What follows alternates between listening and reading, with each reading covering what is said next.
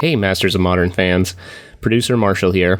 We had a bit of technical difficulties in this week's recording, so a big chunk of the middle of the episode was unfortunately lost due to corruption. Please enjoy this truncated episode of this week's Masters of Modern, and we'll be back next week with a normal full-length episode. Welcome, travelers. We're aware that your journey was difficult, but prepare to have your questions answered, for you have been granted an audience with the Masters of Modern. Welcome back to Masters of Modern. I am your host, Alex Kessler, here with my co-host, Michael Grothy. Hi. And we are being produced by Marshall James. Yo. And today we're going to be talking about Throne of Eldraine. We have a few shout-outs. First off, make sure to follow us on Twitter. I am at Kess Wiley. I'm at Dudard, D-U-D-A-R-D-D. And I'm at Marsh Unfocused. And we are at the MMcast. Also, Ben, our third co-host, is at Ben Bateman Media. He was on Twitch Rivals all day, so he is missing today. He was hosting. But you can go watch that. It's good. It's fun. I did the last one. Yeah, it was good. I was watching it. I had it on in the background today while I was working. And it was entertaining. Yeah. Ben did a good job. Cool. We were worried because he wasn't feeling too great yesterday, and I'm glad he was able to get through it. So today we're going to be talking about a bunch of fun stuff. Most importantly, we're going to be talking about Throne of Eldraine and the lands that do things in Magic. Correct? That held, or did we change our mind? Right. Well, we should also talk about Patreon. Go sign up for the Patreon. Okay, I can do that. Become a patron because there's a raw, uncut version of this audio waiting for you if you want to hear the goings-on outside of talking about Eldraine. Yeah, so we have a Patreon. It's really important. As Marshall, are you going to cut your thing saying that out loud and this out, and then I'll redo this? I can do that. All right, so also we have a Patreon. It's really important. It's how we are able to accomplish kind of a lot of things we do. There's cool stuff there, though. If you are a $2 patron, you get access to the Discord and the special zones on the Discord. If you are a $5 patron, you actually get access to the Lifelinker code as well as the uncut version of the episode. So there's a bunch of stuff that's ridiculous. There's been a that we cut out of every episode that either is like us not being really wrong, us going on weird tangents. There's an entire trilogy of episodes where we talk about warlocks and their inclusion in Magic and if it's rather worth it or not worth it. It's a controversial topic. It's a controversial topic. You can go check that on the Patreon. It's great. And today we talked about Swamp Mosquito. So if you want to get some of the download, get the DL on Swamp Mosquito, which will be a little bit about today.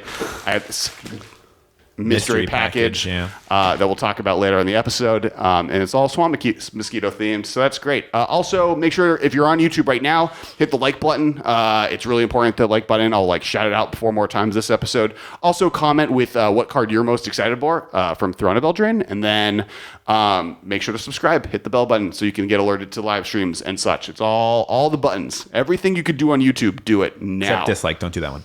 Yeah, don't do the dislike one. Or if you do it, then undo it and then click like afterwards. I don't know if that helps. Don't do that.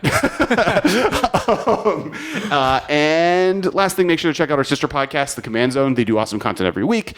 You can find them at collected.company, which is also where you can find us and all of the backlog of our episodes. If you're like, oh, man. They've been doing a cool series, actually, of bonus episodes where they do how to upgrade the Brawl precons into actual Commander decks. It's been cool. Yeah. If you want to pick one of those up, they're really fun. When we did the Brawl event online on Arena. Yeah. Played a bunch of that. I streamed it 2 weeks ago. I think we have a video on the YouTube channel of that. But those cards are sweet. I'm excited to see which they come up with, especially for the Dapper Dragon. I don't know his real name, but Corvold? He was my favorite. The Fey Cursed King? The Fey Cursed King. But not one of the courts. There's other kings that they don't really discuss. Yes, there's supposed to be 5 kings. There's 5 kingdoms. No. What? That is incorrect. There are 5 courts, all ruled by one king. Oh. Kenrith. Or queen. Well, no. Each court has its own king or queen. Kenrith is the High King. Okay. But none of the... So the dragon's not a king. For a century before the book, I read the book, everyone. So now we're getting into the Throne plotline, which is actually pretty relevant for this episode. I'm glad Ben isn't here to poo-poo. So for a century before the book, there was no High King. Obviously the book starts, there's already a High King. But for a century before he was king, there was no High King. Each court just had its own king or queen. And at this point, I'm going to also warn spoilers, just in case for the book. So if you want to go read it. This is just world building stuff. I'm not talking about actual plot. Okay, when there's a moment where spoilers are going to start happening, drop a spoiler warning. I'm not going to say any, but you're going to read the book, right? I've been trying not to spoil it for you. Okay. Or you're going to listen to the book if there's ever an audiobook. If there's ever an audiobook, I'll listen to it. So. Right, so that's likely to happen. Hopefully. Right?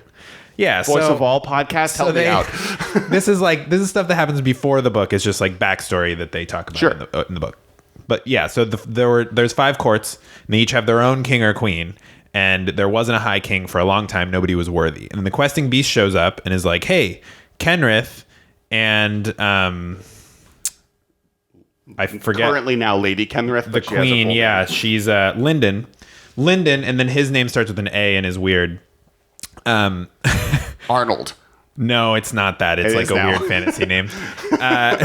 He's like, "Hey, you two, you guys are worthy to become the high king or queen. So here are some magic swords, and you guys gotta go on a quest to do it." And then he completed it first, so he got to be high king, and then they fell in love over the course of questing and ended up getting married. So then Have we talked about on the podcast how questing beast not being a Hydra is like proof that the line is more than 3 heads?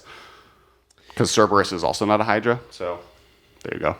Keep telling these the are story. these are just creatures that are based on Things. mythological beasts. Well, but questing beast didn't have 3 heads, though, right? It's just an amalgamation of pieces of beasts. It's a beast. The puzzle. depiction of questing beast in the Magic card game doesn't really line up with this depiction in traditional Arthurian legends because the questing beast had a snake's head. That was its big thing. It had like a lion's body and a snake's head. Yeah, it was like a they just weird griffin-y kind of situation, but not a established type of griffin or hippogriff or I don't think it's sphinx. the number of heads that matters because I think Steelbane Hydra, the turtle Hydra, I think it only has 3 heads in its art. I love turtle hydras, by the way. Speaking of more hydra yeah, things, 2 they're turtle the best. hydras. That's way more than I expected to ever get. It's great. I think my favorite hydras, period, are the ones that are other animal hydras. Like I think like snake top, hydra? yeah, the snake hydras are dope. What about the jellyfish I hydra? love me some jellyfish hydra. give me a flying jellyfish hydra any day of the week. Yeah. I'll gain some life, draw some cards. That's Hydroid Crasis. It's a jellyfish? Yeah. Okay, I couldn't remember. Yeah. You never know what those simic. I think it's a could have been fish hydra because jellyfish isn't a No, I creature type, think is it? Jellyfish is. I'm pretty sure Hydroid Crasis is jellyfish. Hold on, who can look it up the fastest? Trying to stay on my mic here, so I got some obstruction. This is all in the raw episode and being cut out of the regular one. Jellyfish. Oh, there's jellyfish. You're right. It's a jellyfish Hydra beast. Oh, it's a How could I forget beast. beasts? What I a don't- relevant creature I type. don't understand why it's a beast. 'Cause when they had it's not space. a mutant. I don't know. Are all Or an They ooze. pretty rarely use the It creature should have type been mutant. an ooze. It should have been a jellyfish Hydra. We already have a jellyfish ooze in the set, right? Isn't Vanifar a jellyfish ooze? Oh no, she's an elf wizard ooze. I think jellyfish and ooze can't, like, the line is too thin to share that creature type. Do we have a jellyfish ooze in the game? I don't. In fact, I have every jellyfish right here.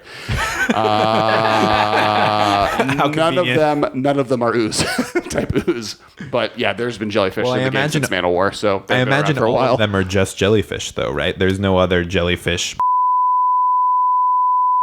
Hey everyone, so that was the end of the section that I mentioned at the beginning of the podcast where we had the audio go out. We apologize that the audio in the middle of this episode is going to be super wonky. But we found out that it only recorded 13 minutes halfway through, so it'll sound good now. So this is the end of the episode. That'll sound great. We sound so good now. So luckily, we'll be talking about Faithless Looting's replacement and some other things. Now, the important cards, other than Once Upon a Time, which is Oh, dope. there's other important cards. There's we talked so about many Emery important cards. already. We didn't get to Wishclaw Talisman Oh, yet. yeah, I don't know Emery if we will get exists. to it. Wishclaw? Wishclaw Talisman, yeah. Wishclaw? We'll talk about that. Well, let's talk about it. Let's talk about Wishclaw Talisman. Okay. Let's talk about Wishclaw Talisman. Yeah, so it's a 2-mana artifact, and I'm going to have to read it because it has a lot of words. It costs a black and 1. It costs a black and 1 for an artifact. It enters the battlefield with 3 wish counters on it. Pay a 1 colorless, remove a wish counter from it, and tap it. Search your library for a card, put it into your hand, then shuffle your library. An opponent gains control of Wishclaw Talisman. Activate this ability only during your turn. I don't know how to mime that. So, yeah, this is a tutor, which is historically a powerful effect. The way that you play it is you pay 2 mana and put it on the battlefield, and then you can pay a 3rd mana right away to tutor, which is nice, 3 mana tutor. Or you can play it and let it chill if you need more mana for your combo that you're executing after you tutor, and then you tutor for 1 mana the next turn, and then you do your thing. It puts it in your hand, correct? Correct. Puts it in your hand. So it's demonic tutor. The trick is that your opponent can't take a turn after you give it to them. Hopefully, There's 2 tricks, right? There's the trick that is of one trick. You have to win the turn you use it, or you have to sacrifice it and or return it to your hand the turn you use it. Right. The moment you use it, right? Right. So You can do other stuff. You can like use Ashiok Dream Render to make it so that they can't search their library, or you can use Karn the Great Creator to make it so that they can activate artifacts, or you can bounce it to your hand, or you can destroy it somehow, or you can. I mean, there's lots of ways to make it. And like half of those, if not all of those, are things that are main deckable and or very playable in Modern. So yeah, this card's really good. You can also like activate it and then sacrifice it in response to an Arcbound Ravager or something, or But yeah, so it seems like a big thing for combo decks. I'm actually really interested to see what kind of combo decks this enables, because it's like probably the most powerful just generic tutor that exists in Modern. I don't know if this is more powerful than like Whir or But maybe. this tutors for anything. It gets anything. Though. Sure, yeah, like, yeah. Would I take decks that are playing Whir or Card of Calling and just replace it with this? No, because those are different decks that don't need this necessarily. Though I don't. The one deck I think actually that I might think about doing it is Collected Company decks in some ways. Not Collected Company itself, but like Archdruid, Vizier of Remedies combo decks, because this finds pieces that even Coco didn't find, like the artifact that wins the game as soon as you have it. It's an artifact creature, XX. Walking Ballista? Yeah, this does find Walking Ballista. What's interesting is there hasn't been good tutors in Modern. So what decks could exist now that there is a actual playable tutor for winning the game on the turn you have it in play? Like what combos are not being supported currently? Yeah, I mean, I am not sure where this is at its best, but I think that it fits best in a combo deck where your main plan with it is to win the turn that you activate it. Yeah, absolutely. I agree. Sorry, Marshall, go. Oh, no, I was going to say, I'm interested in whether or not this, Bolas' Citadel is one of my favorite cards they printed this year, and this feels like a card that if a Bolas Citadel becomes a viable deck in Modern, I think this is a card for that deck, because one, it helps you search for the sort of effects that you'll need to get your Bolas' Citadel, whatever sort of combination is allowing it to work. But it's also a cheap effect that then shuffles your library, which is great for the turns you're going off. True. Oh, sure. Yeah. So it's sort of an egg. And a lot of the Bolas Citadel's decks run some eggs, so you can just kind of pop through lands that you're... It allows you... Yeah. I could also see, there's... For a while, there's always been the... not for a while. Just since all of the cards were printed for it, Ad Nauseam decks are another deck that needs to find a specific card tutor for it and then win the game. I think I would like this in Ad Nauseam. Yeah, even just as a one or two of just in that deck where you're like, I need to find my Ad Nauseam and then I win. Here's a way to do that, and it's sufficient, and you win the turn you cast it, so go for it. The fact that you only need one mana to tap it and it's generic, which I guess is relevant, also is helpful because you can just use a useless mana that you won't need and then use the rest of your mana to go off. Yeah, I mean, I think that... So you mentioned Vizier of Remedy Devoted Druid deck. So we've seen those decks that are playing Karn the Great Creator. And I think one thing that's interesting is if you have the pieces to combo and you're missing one and you're confident that your opponent can't disrupt you, you can use this to search for your other combo piece and win. If you're not confident that you can do that, you can search for Karn the Great Creator and play it. Sure, right. And then they can't activate it. And you have a Karn the Great Creator in play. And you're doing all right. Yeah. So, yeah, I mean, I think that this card has a lot of possibilities.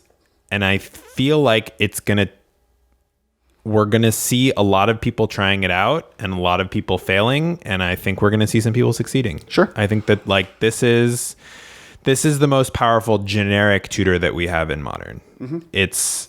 Do you think Tron plays it? I know Black-Green Tron has been a thing that has existed at different moments. I think if your plan A is to search for Karn the Great Creator, it's a little fragile. Because if your opponent can then get rid of your Karn somehow that you don't expect, then they get to activate their Wishclaw Talisman and you're pretty sad. But yeah, I mean, you can play this in artifact decks. So Emma Handy had an article on Star City talking about possibilities with this card. And one of the possibilities, she put a list in it, and it was Hardened Scales, because you can find your specific combo pieces in Hardened Scales, but then you can sack this to Ravager, you can sack it to Throne of Geth or something like that. Sure. After you activate, but before it resolves. Yeah, I think that deck probably has a pretty high.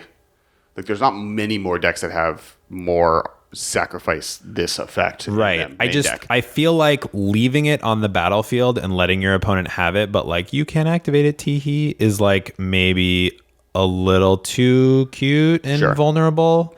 So that's the reason that I think like a Devoted Druid deck where plan A is get a combo piece and win the game. I think that often you want that to be your plan A. I guess if the three options are get rid of it, win that turn, or lock them out from using it, the locking them out from using it needs to be your backup plan. The Ashiok and Karn options are going to be the worst of those three. Right. But I think having those as a backup plan is powerful. And that's the thing is like, if you have this in your main deck to find your Devoted Druid or whatever, but post board, you can use it to find an Ashiok and just freaking hose the heck out of Dredge or something. And then it's like, here, you can activate this. Then it's like, sweet. Right.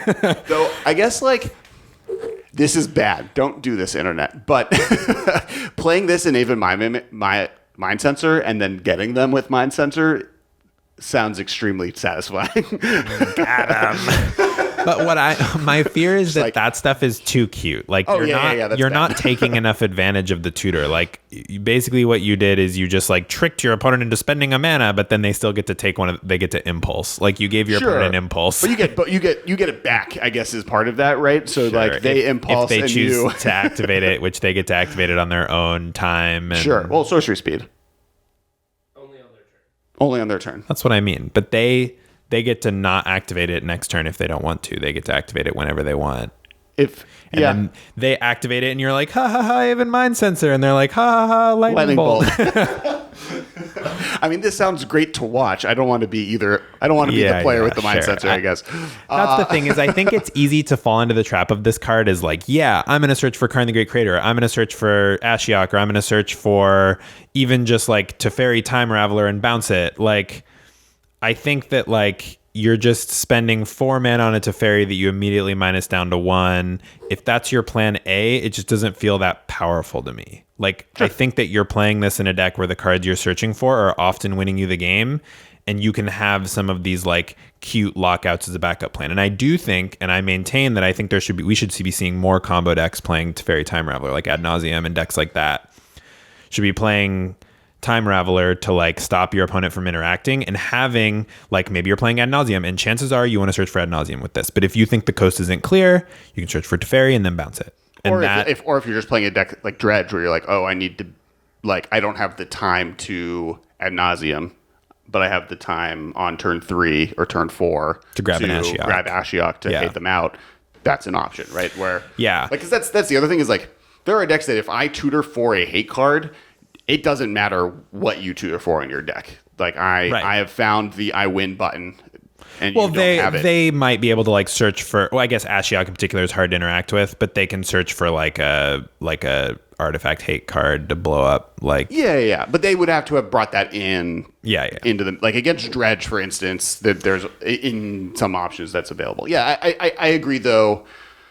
I think actually there's two halves, right? There's decks that'll play it that have ways to get rid of it as their main game plan, like the we just said it, the enchantment that I'm forgetting now because I'm like the Hardened Scales decks, and then you have the decks that are trying to combo with it, but then might, if the coast is not clear, find with cuter ways to stop their opponent from taking advantage of the tutor that also precedes their game plan. Yeah, like that's so Ad Nauseam with Teferi Time Raveler is something that like against like blue-white, you can't just like go all in, search for Ad Nauseam and hope that kills them, because like you're going to be giving them the chance to tutor for their own Time Raveler and bounce it, and then like you're really sad. But if you against that deck, if you tutor for your own Time Raveler and play it at a time when like they're tapped out or you have a Pact of Negation or something, and then it's like beat this, right.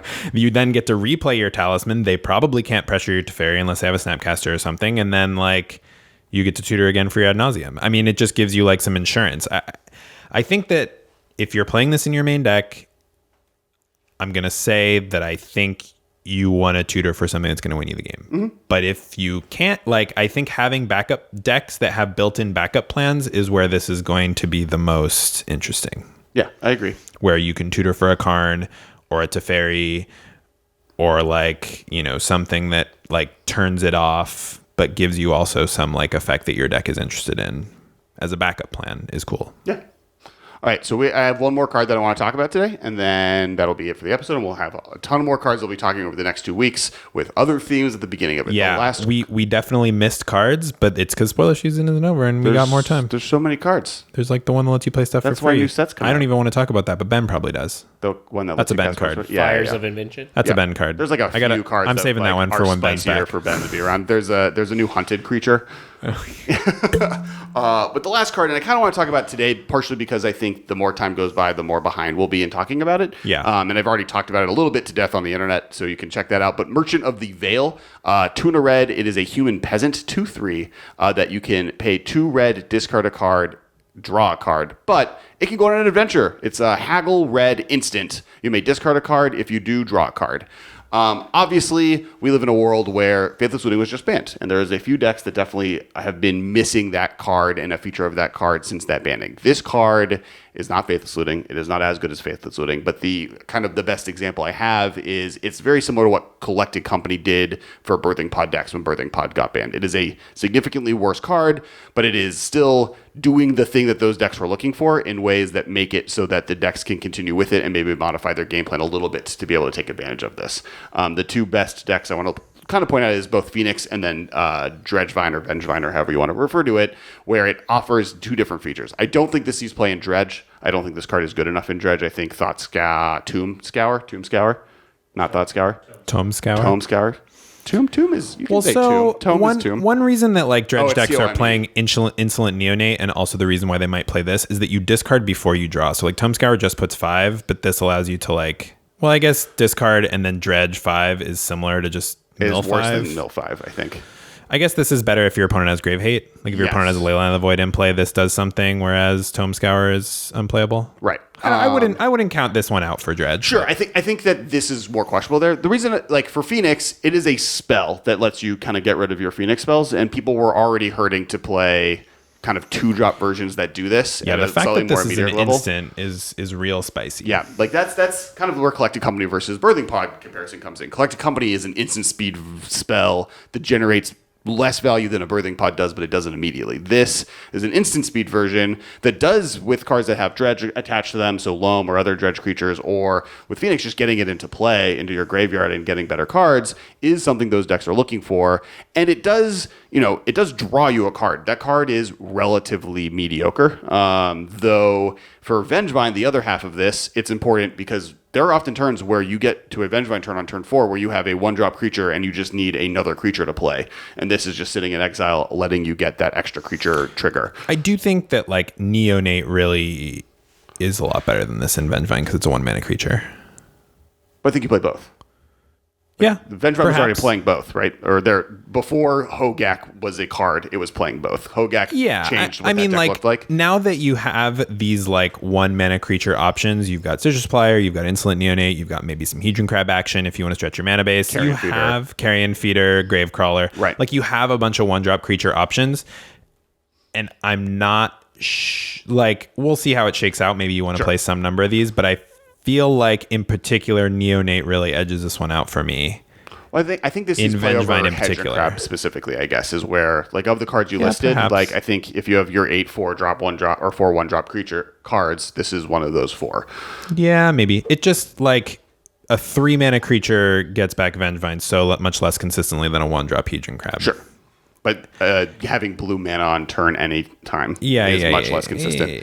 Well, you just take damage to do it, right? Like if you're in a burn heavy metagame, maybe you're like, no blue for me. I'm playing fast lands and this guy or something like.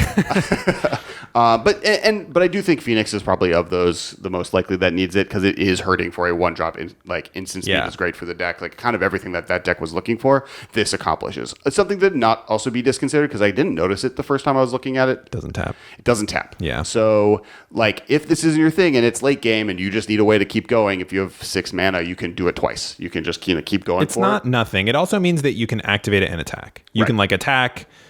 Not and then use it at the end of your opponent's turn, or use it on your own turn to like try and find another thread or something. Like, yeah, you get to use it and attack. I think is more relevant than having 6 mana most of the time. But having 6 mana is not nothing. And I do think like something to pay attention with all the adventure cards as they come out is if the adventure thing is worth it, even if the card you're drawing is mediocre, that does not mean it won't be useful in games that you play it. Like, I think that, like, it's not to be discounted that you just get a free 2/3, because I think a lot of people, in the same way people are play Opt, would play this card, in the sense that Opt is a worse version than Serum Visions, other than the fact that it's an instant and it happens ahead of time. And this is a worse version than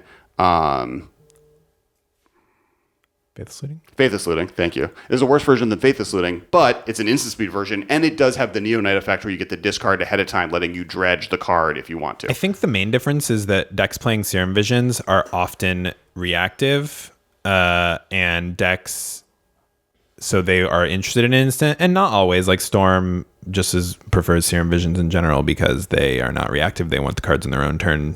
And they want to dig as deep as possible to find the cards they need. Right. And I think that, like, the decks that are playing Faithless Looting tend to be proactive, and they prefer to see more cards in their own turn. Seeing cards in their opponent's turn doesn't make a difference. Now, obviously, you don't have access to Faithless Looting, so, like, you just have to play this maybe. Yeah, but that's a small feature to this comparison. But I think the comparison, like, will get you DK'd from a tournament. In a world where Faithless Looting is Serum Visions, I don't think this is quite the same thing as Opt, where some decks actually just prefer the instant speed. Sure. I think very few Faithless Looting decks really are hurting for the instant speed. Right. I think that they're generally proactive. The only card I can think of that really would lean... Can you cast adventure cards with Snapcaster Mage?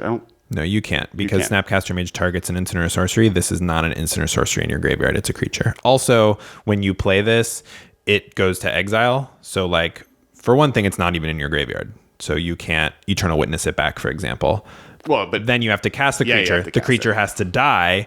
Then you can Eternal Witness it, but not Snapcaster it. So like the Hero's Downfall guy, Hero's Downfall shows up in Modern every once in a while, and a lot of people are like, this is a strictly better Hero's Downfall because it costs the same amount of mana, and you get, like, to draw a card when you play it. Mm-hmm. Kind of a mediocre card, but it's like Hero's Downfall doesn't draw a card at all. Right. So now, it's the 2 life worth a card, and Modern...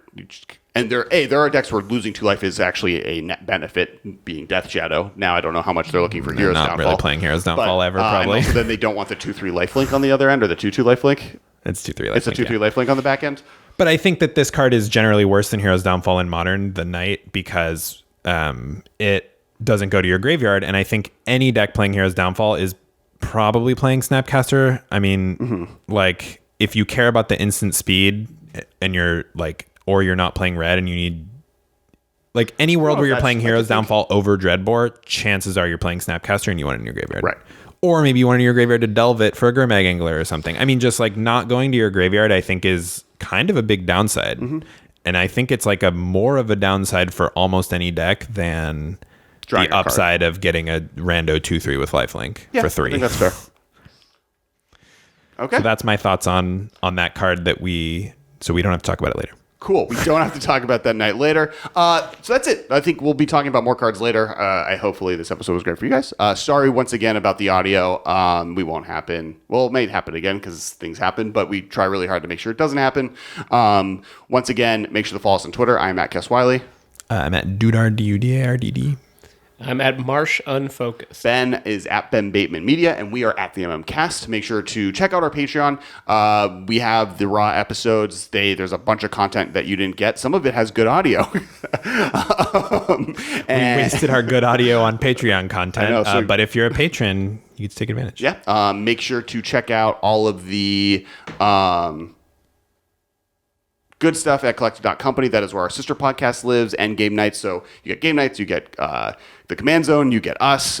Make sure to, if you're on YouTube, please subscribe. Please hit the alert button. It'll alert you when we ever do live streams. We're now doing live stream videos, episodes about once a month. And on top of that, me and Ben are both trying at least once a month to do our own stream where we play Arena or Modern on Moto. So definitely come check that out. Hit the alert button. And please like. YouTube cares about likes now. So the big thumb up button is really important. And if you could comment cards that you want us to talk about that we haven't talked about yet, that way we can make sure to include in episodes that we review Eldraine in the future. Yeah, we have plans to talk about more cards. Don't worry, but if there's something specific you want to see, that way we will make sure we do not bypass it. Absolutely. And then I think the last thing to make sure to shout out is that we have a Facebook group. It's cool. It's the largest modern Facebook group. That somehow happened accidentally. If you're a we put out podcast such listener, great content. I know. Also, because I think people just think it's a good modern group. It's because we put out such great content. Yeah, it's the great content. But we need podcast people to go join there because we need them to fight for us. Also, there's a modern Discord, Masters of Modern Discord. You get exclusive rooms in that Discord if you're a patron, but the Discord is available And for you everyone. get your name to be purple so everybody knows what a baller you are. Yep. The one, there's two colors not in Magic, purple and orange.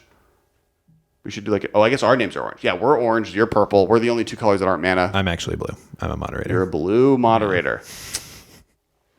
We'll figure that one out. Thank you guys so much. Every week is great, and we'll talk to you guys next week. Thank you for your attention. See you later, alligator. This has been a production of Time Traveler Media, sending podcasts into the future.